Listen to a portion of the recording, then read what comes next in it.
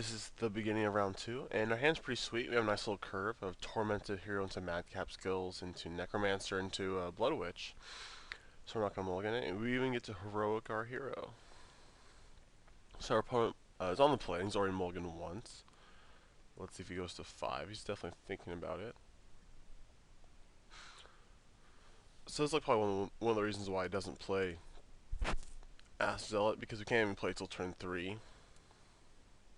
With it being so black heavy, and there's not enough black-red dual lands, and you don't really want to play Guild Gates. I guess you could play that when the next set comes out, you'll have the black-red Scry land, but for right now, I think this seems fine. It wouldn't have helped us in our last match, so there's that. Let's see what our opponent decides to do. Alright, so our opponent didn't mulligan one more time, but he has kept his 5, and he's on the play. Let's see what he does. Forest. Okay, so it's like, ooh, experiment once. It's probably green-white aggro. That's one of the. There's not that many decks could have this. Either it's his own kind of brew deck, or it's green-white aggro. So we'll see. So we drew a blood crypt for on the turn, which is awesome. So we need to draw a land with the next couple turns, anyways. Soldier of the Pantheon. Okay, that's fine. So we take 2. We're gonna Madcap skills up our guy. We'll drain him for 1. And attack for 5. Drew a Lightning Strike this turn. That's pretty good. It throws off combat math. Fleecemane Lion. So we're taking 5 here. I think we need to kill the Fleecemane Lion. We need to kill something. He has 1 card in hand. We can play Necromancer and block. That seems fine. We can save the Lightning Strike.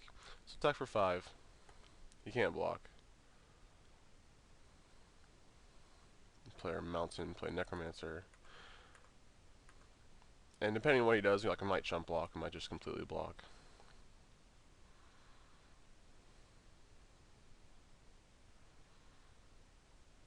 We have like a Smiter here. Oh, Johnny. Oh, okay. Ooh. That's pretty scary. We can kill it, but we might be able to kill him next turn, so depending on what he does and how much he attacks with. So he's thinking he doesn't know what to do yet. That's pretty scary. That's threatening a lot of damage. We're not quite dead. If he jumps it, okay, he's just going to pump his Experiment 1. And he has no cards left in hand.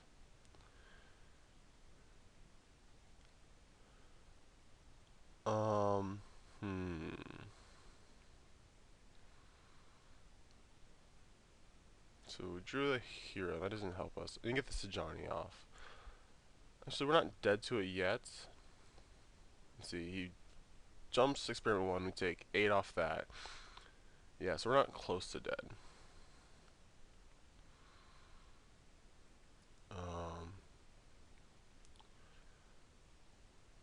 But we can't really attack either.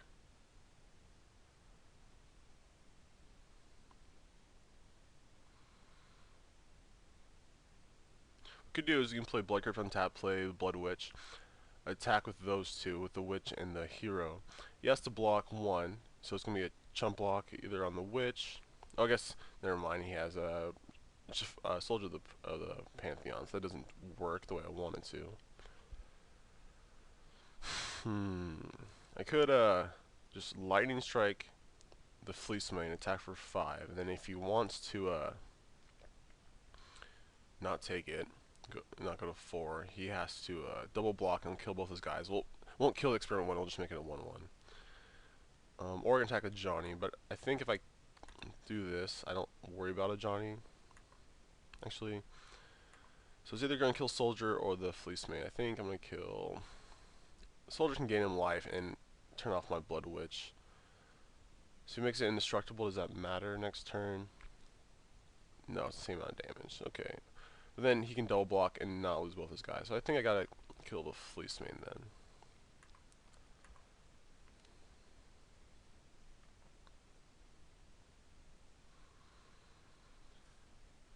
So we're not going to attack with Necromancer, leave that back. Play our other hero and our Blood Crypt second main phase. So I'm okay with him double blocking. Leaves him with just a 1-1. Like, you can pump with a Johnny, but then a Johnny isn't threatening anymore. Well, let's attack him. I'll just play a Blood Crypt tapped and our hero second main phase.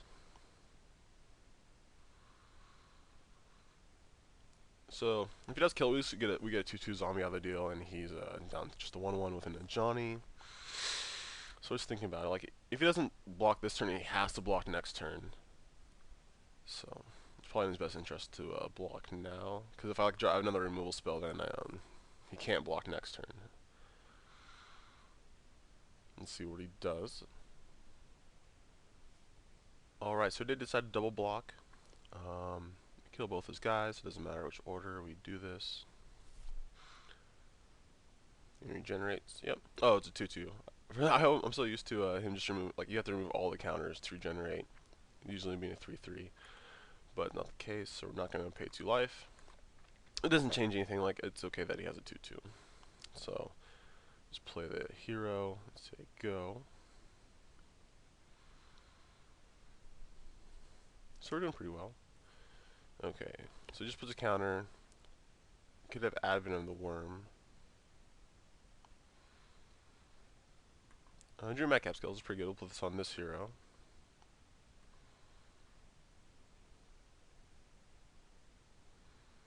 So it drains him from 1, puts us to 15, puts him to 8.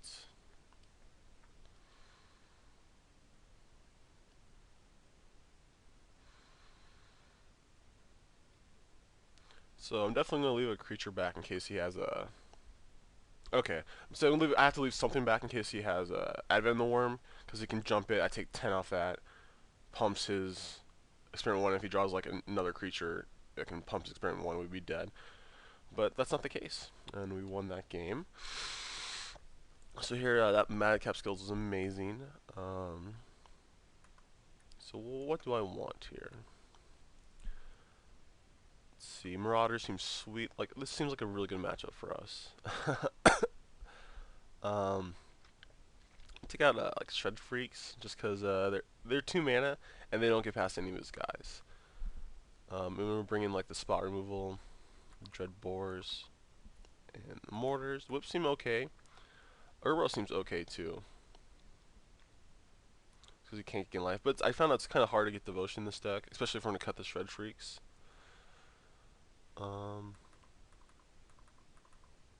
We can try this out, see how this works.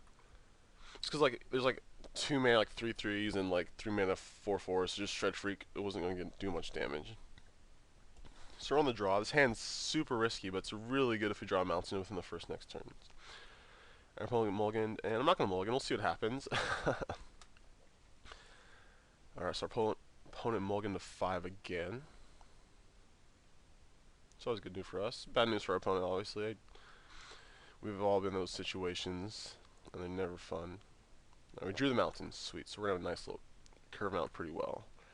So we just had forest. Okay, voice. I'm just going to play Spike Jester and attack with both. We drew Dread Boar. My opponent's saying something bad. Not too worried. So if he blocks his Jester, he takes less damage, but then next turn we have the Necromancer.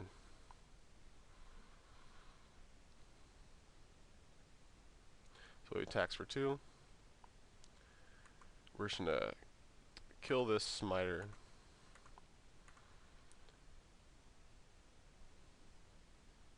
Player Cackler Unleashed, and attack for 2. Since he's tapped out, like no blocks, doesn't matter when we do this. I might as well just do it before we attack. So he's got 16, 3 cards in hand now.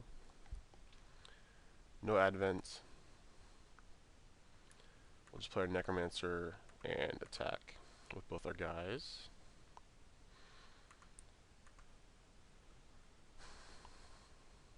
Alright, so we get a zombie out of the deal. He might... Ooh, protection from black. Okay, that's interesting. Haven't seen that before. he decided to put the card on top. So it's something good. So he's at 14. We'll just play our swamp or our mountain, our last line in our hand, and say go. It's another voice. So with this swamp, we can kill this elemental before it gets too big. If it's like Celestial Charm, you can save it. Another God's Willing. Okay, pro red.